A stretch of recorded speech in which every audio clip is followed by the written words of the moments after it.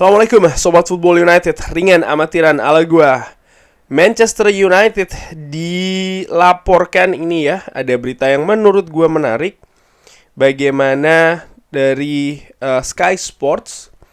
Ini gua ambil dari Sky Sports dan banyak juga sebenarnya dikutip oleh berita-berita dari berita lainnya ya.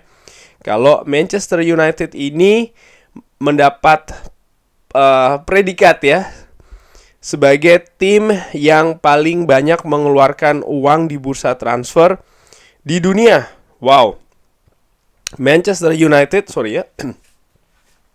Manchester United menghabiskan 991,7 juta pounds di skuadnya saat ini, di mana Chelsea menduduki peringkat kedua dengan Manchester City, Arsenal, Tottenham, Liverpool, Newcastle dan juga West Ham berada di 10 besar. Luton ini satu-satunya klub Premier League yang tidak ada di daftar 100 besar dunia by the way ini ya. Manchester United telah mengeluarkan uang yang banyak untuk menyusun kembali skuadnya saat ini dibandingkan dengan klub sepak bola dimanapun di planet ini. Laporan dari CIES Football Observatory ini mengatakan kalau pemain yang datang ke Old Trafford ini telah atau mengeluarkan uang ya sebesar 991,7 juta pounds. Dan di peringkat kedua ada Chelsea dengan 977,9 juta pounds. Lalu ada Manchester City dan juga ada klub-klub lainnya. Manchester United, Chelsea, Manchester City nomor 4 adalah PSG, lalu ada Arsenal, Tottenham, Liverpool, Real Madrid, Newcastle. Di peringkat ke-20 ada Nottingham Forest. Liga Inggris juga menjadi liga yang paling boros dari dibandingkan dengan liga-liga lain ya di seluruh dunia, dengan liga yang paling mahal. Liga Inggris yang Premier League first tier, yang second tier pun juga ada di peringkat ke-6. Wah, luar biasa ini. Banyak sekali yang dihabiskan di sana. Nah, ini tentu saja menarik bagaimana Manchester United. Gue sudah pernah bikin konten ya beberapa hari yang lalu juga mengabarkan hal yang kurang lebih sama. Tapi pada saat itu di jangka waktu 10 tahun terakhir ya kan, ini ternyata ya Manchester United di dunia ini adalah yang paling boros. Tapi kalau kita lihat ya bagaimana sekali lagi dari sisi prestasi ini tidak linear. Tidak linear artinya bukan Manchester United tidak berprestasi. Gue tetap melihat Manchester United selama 10 tahun terakhir berhasil meraih trofi ya. Jangan lupa setelah Sir Alex Ferguson, Manchester United juga tetap bisa mendapatkan trofi-trofi seperti Piala FA, Carabao, Europa League. Hanya saja masih belum bisa kembali merajai Premier League. Kan di situ poinnya. Dan juga kembali menjuarai Champions League. 2 kompetisi ini Manchester United puasanya cukup lama nih. Nah, ternyata uang yang dikeluarkan oleh klub ternyata ini adalah yang terbesar di dunia untuk urusan mendatangkan pemain baru. Gue tidak ingin terlalu fokus atau membahas ya dari puluhan tahun ke belakang, 20 tahun ke belakang dan lain-lain. Enggak, gue ingin lebih terkonsentrasi membahas pemain-pemain yang didatangkan 10 tahun terakhir lah ya. Karena kalau kita membahas terlalu jauh, Manchester United di eranya Sir Alex Ferguson sangat-sangat luar biasa. Menjadi penguasa menurut gue di Liga Inggris. Di Eropa pun juga kiprahnya sangat mentereng ya kan. Dan ini berbeda, ada penurunan ketika Sir Alex Ferguson tidak lagi berada di klub.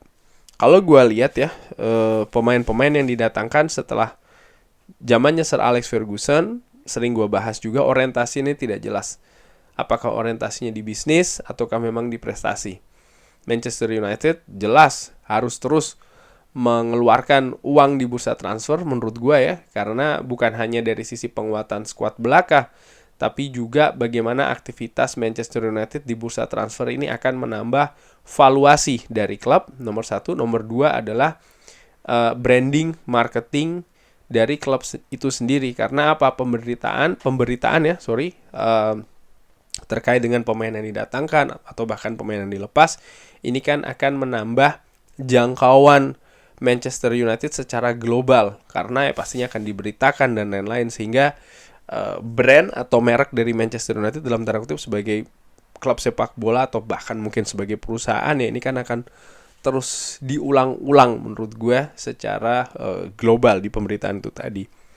Nah, dari sisi prestasi, apakah transfer-transfer yang dilakukan semenjak tahun 2013 ini tepat? Nah, ini gue buka ya. Kalau dilihat dari tahun 2013, ada Juan Mata, menurut gue ini yang menonjol.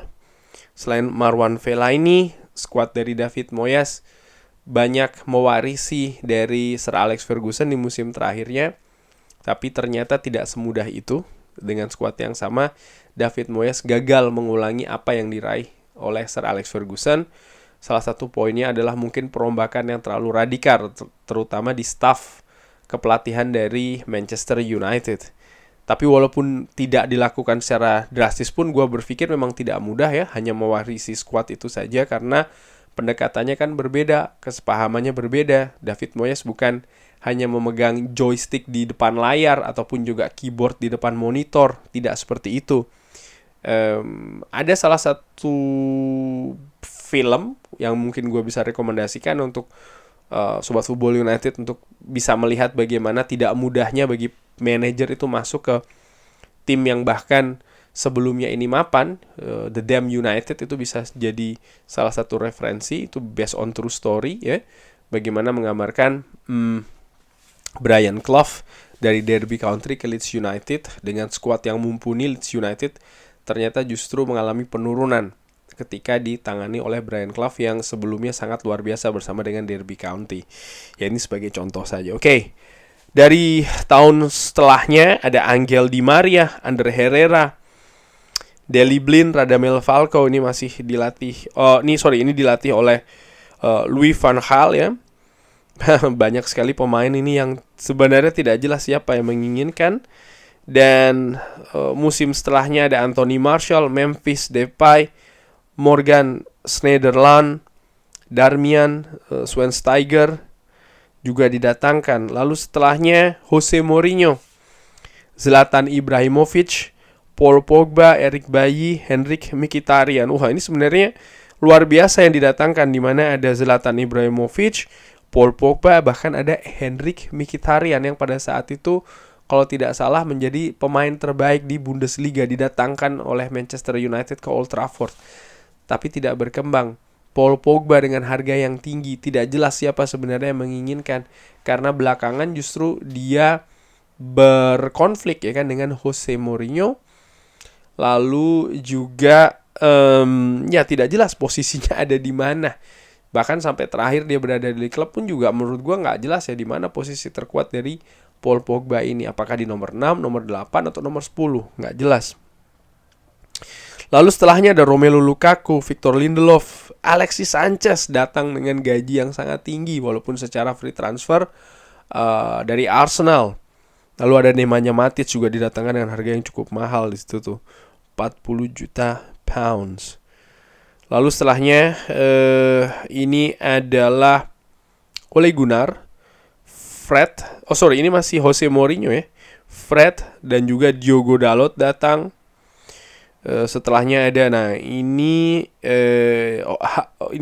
Ole Gunnar, Harry Maguire datang 80 juta, datang terlambat, yang menginginkan Jose Mourinho tapi baru datang di zamannya Ole Gunnar Solskjaer. Ada Aaron Wan-Bissaka, harganya tinggi juga. Ada Dan James, ada Bruno Fernandes. Nah, ini baru yang tepat ya, didatangkan dengan 40 juta pound. Coba dibayangin dengan harga yang sebelumnya, pemain-pemain yang sebelumnya dengan kontribusi sangat jauh banget menurut gue harga dari Bruno Fernandes. Hannibal Mejbri juga didatangkan dengan harga cukup tinggi, itu 9 juta. Lalu setelahnya ada Donny van de Beek, harga juga menurut gue cukup mahal. Ada Alex Telles, Facundo Pellistri, Amad Diallo, Edinson Cavani. Lalu musim selanjutnya ada Cristiano Ronaldo, Jadon Sancho, Ravel Varane, Tom Heaton. Dan ya, musim pertama dari Erik ten Hag, Lisandro Martinez, ada Casemiro, Anthony, dan beberapa pemain yang datang dengan status pinjaman. Dan musim ini ada Mason Mount, Andre Onana, Rasmus Højlund, Altay Bayindir, Sofyan Amrabat, dan juga Sergio Reguilon. Yang menarik adalah dari yang gue bacakan ya, karena terlalu cepat pergantian pelatih, maka terlalu cepat juga perubahan di skuad. Pelatih ini atau manajer ini ingin memperbaiki dari sisi pertahanan dulu, atau mungkin lini tengah dulu, atau mungkin lini depan dulu. Tapi setelah dia berganti, manajer yang baru berubah lagi mindsetnya. Pemain-pemain yang didatangkan oleh manajer sebelumnya disingkirkan, dijual. Datanglah konsep baru dengan pemain-pemain baru. 2 musim kemudian atau 3 musim kemudian ganti lagi. Jadi tidak ada kesinambungan. Erik ten Hag di musim pertama menurut gue terlalu banyak mewarisi squad yang seperti itu. Maksudnya seperti itu adalah tidak jelas apakah ini dibangun oleh Ole Gunnar Solskjaer atau oleh Jose Mourinho, karena ada beberapa pemain yang ada di dalam squad tersebut. Dan sangat wajar Erik ten Hag berusaha untuk membangun sistemnya dengan pemain-pemain yang dianggap bisa melakukannya, sehingga spending besar lagi nih, ya kan. Hanya saja yang gua lihat perbedaan dengan periode-periode sebelumnya adalah bagaimana pemain-pemain yang didatangkan ini betul-betul yang direkomendasikan oleh Erik ten Hag, atau paling tidak Erik ten Hag memiliki pengetahuan ya, artinya diikutkan secara aktif, bahkan diberikan power juga di kegiatan bursa transfer Manchester United, baik itu mendatangkan pemain maupun juga melepas pemain. Ini merupakan faktor yang cukup besar, sangat besar bahkan perbedaannya jika dibandingkan dengan periode-periode sebelumnya. Balik lagi, menjadi tim terboros ya menurut gue salah satu sebab terbesarnya, atau ada 2 ya sebab terbesar. Nomor 1 adalah tidak jelasnya orientasi, apakah ini ke bisnis atau ke prestasi, karena banyak pemain yang didatangkan oleh manajer-manajer sebelumnya dengan harga mahal, bahkan ini tidak jelas siapa yang menginginkan, ya kan. Kenapa harganya bisa demikian tinggi, gajinya juga seperti apa. Lalu nomor 2, terlalu seringnya bongkar pasang. Oleh karena itulah gue tidak pernah sepakat kalau sedikit-sedikit manajer harus out, sedikit-sedikit manajer harus out. Kenapa? Karena ketika manajer itu out, bukan cuma manajernya yang out, sistemnya, filosofinya, kerangka yang sudah dibangun selesai. Masuk lagi manajer baru, mulai lagi dari nol. Kerangkanya, filosofinya, strateginya, sistemnya.